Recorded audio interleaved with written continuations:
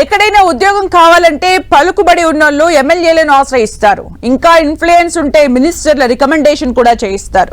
మరి ఇలా ఓ మంత్రి గారే రికమెండేషన్ కోరితే అది కూడా మరో మంత్రిని అన్నా మనోడికి ఉద్యోగం కావాలని అడిగితే ఎలా ఉంటుంది?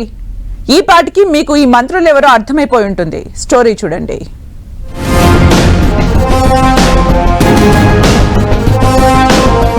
ప్రజాప్రతినిధులుగా ఎంపికైన వారి దగ్గరికి రకరకాల పనుల కోసం చాలా మంది తిరుగుతూ ఉంటారు. వారిలో ఉద్యోగాలు కావాలనే సిఫారసుల కోసం వచ్చేవారు ఎక్కువే.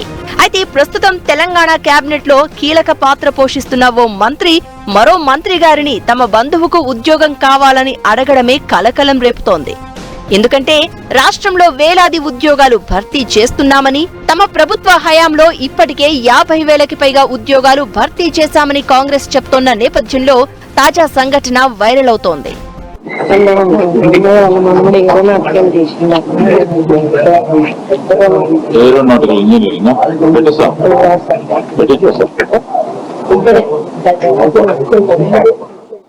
ప్రతిభ ఆధారంగా వచ్చే ఉద్యోగాలు కొన్ని.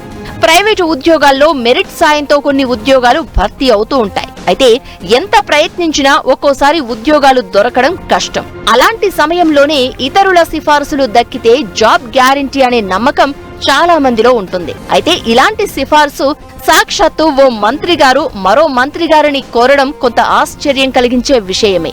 ఐటీ శాఖ మంత్రి శ్రీధర్ బాబుని మరో మంత్రి కొండా సురేఖ ఇలా తమ బంధువు ఏరోనాటికల్ ఇంజనీరింగ్ చదివాడని, అతనికి ఉద్యోగం చూడండి అని అడగడం, దానికి ఆయన ఓకే చెప్పడం జరిగిపోయింది.